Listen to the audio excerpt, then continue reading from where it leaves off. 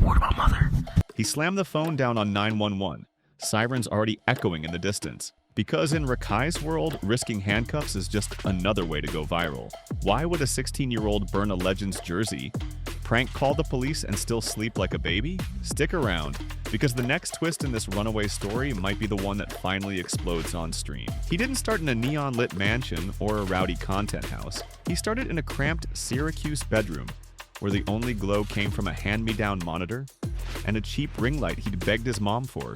Night after night, while most sophomores were cramming algebra, RaKai watched Kai Cenat sprint through chaotic sub-athons and thought, I can match that energy, maybe even top it. So he practiced, mimicking the laugh, matching the cadence, clipping every hype moment, until his own Twitch room pulsed like a junior version of Kai's empire. One random Thursday, fueled by 3 cans of soda and the adrenaline of a 100-viewer peak, he shot his shot. Kai's open Discord call popped up on screen, and RaKai dove in headfirst. No prep, no script, just that restless teenage swagger. For 30 surreal minutes, the kid riffed, roasted, and riffed some more while the world's biggest streamer grinned back. Chat exploded. Memes spread. Within hours, the nickname 2xRakai, as in double the Kai, was trending like a dare. Opportunities that take grown creators years landed in his DMS overnight.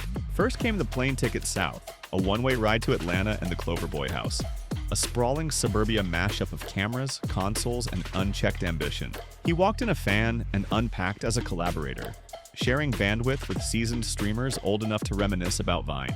For a 16-year-old who'd never flown alone, it felt like leveling straight from tutorial to endgame. The growth stats went berserk. One clip of him rapping Kai's catchphrases back at the man himself hit 1 million views before he'd even finished unpacking. Sponsorship offers followed, everything from energy drinks to LED lights, because brands love a meteor. Suddenly, the kid who'd once borrowed his brother's earbuds to stream was signing 6-figure contracts and debating which color G-Wagon might look coolest on camera. It was dizzying, intoxicating, and, most dangerous of all, completely unfiltered by age or experience. Yet inside that rocket ride was a quiet tension no sub-count reveals. RaKai was still processing geometry homework between collabs, still texting his mom for pasta recipes while fans spammed ratio in chat. He'd skipped the slow climb where most creators learn limits. Every prank, every late-night brainstorm now had an audience of hundreds of thousands daring him to push harder. And the louder they cheered, the less anyone noticed he was barreling toward lines most adults never cross. Success had handed him a blank check.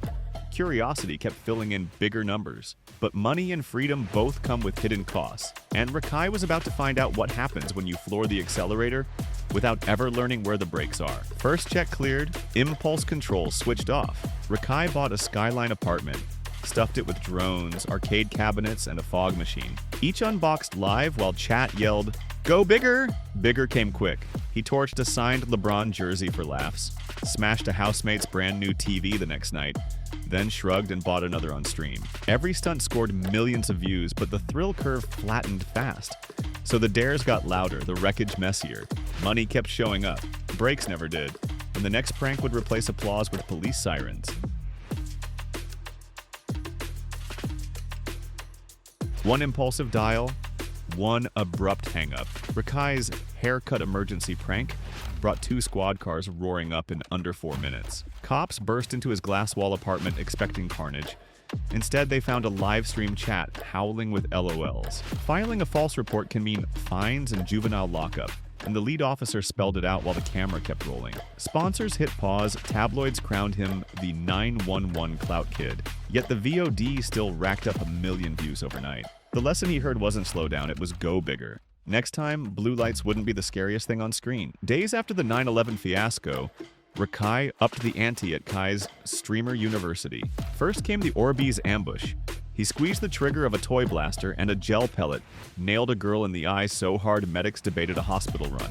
While the clip looped on TikTok, he raided a vending machine for sodas and dared chat to pick a target. Seconds later, a security guard took a sugary shower and threatened to press charges before the cameras intimidated him silent. That night, because fire content needs actual fire, RaKai smuggled Roman candles into a dorm, lit the fuse, and ducked while sparks clawed the ceiling tiles. 3 stunts, zero injuries he could feel, just millions of views and a countdown to the moment something finally hits back. The platform finally slammed the brakes. On January 30th, 2025, Twitch hit RaKai with a full 30-day suspension, his longest timeout yet, for 2 deadly serious strikes in one stream, joking about offing himself when chat dared him, then detonating a Mentos and Cola geyser that soaked power strips and nearly sparked a fire. Overnight, his channel went dark, and the reaction split like wet pavement. Free RaKai trended as fans wailed that he's just a kid, while 2xRakai now argued a minor who toys with self-harm talk and DIY explosives shouldn't get a comeback. Sponsors froze contracts. Discord mods watched the stampede from a safe distance. Away from the spotlight, RaKai spent the month posting cryptic notes on alt Twitter. Half apology, half promise to return bigger than ever. Each tweet fed the debate, lesson learned or countdown to the next disaster. By the time the ban lifted, curiosity outweighed caution. Viewers queued hours before his comeback stream, itching to see if exile had taught restraint or simply primed a louder boom. What they didn't know was that the real question wasn't can RaKai change, but should the culture that cheered him on change first? Flip the lens for a minute. Scroll through any Dell or WRL channel after midnight, and you'll see the same recipe that raised RaKai.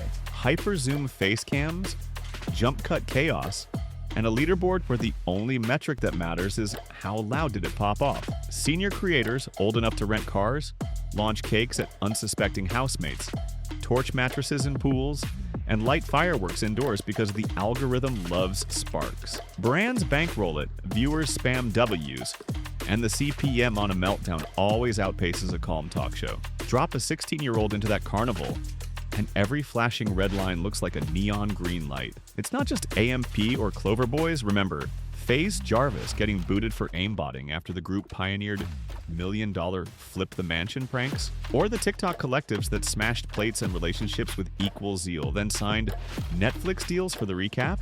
The message is crystal. Risk equals reach. Reach equals revenue. So when RaKai watches his heroes shatter TVs and rack up subs, why would he pause to ask if he should? Especially when chat hypes do it for the clip, louder than any parental whisper. But culture isn't just creators. It's the ecosystem sprinting alongside them. Platforms quietly profit from spikes in watch time whenever danger looms on stream. Ad agencies love the edgy teen demographic, and even mainstream journalists boost their clicks with outrage recaps. Everyone eats from the same pie baked in shock sauce, then wonders why the youngest diner goes for extra slices. Blame RaKai alone and you miss the chef who wrote the recipe. That doesn't excuse the Orbeez injury or the 911 prank. It explains why the warning signs bounced off him like rubber pellets. Without clearer guardrails, mentorship that sticks, platform penalties that bite, sponsors that reward smarter risks, the next teenager with a ring light will reload the script and press go live.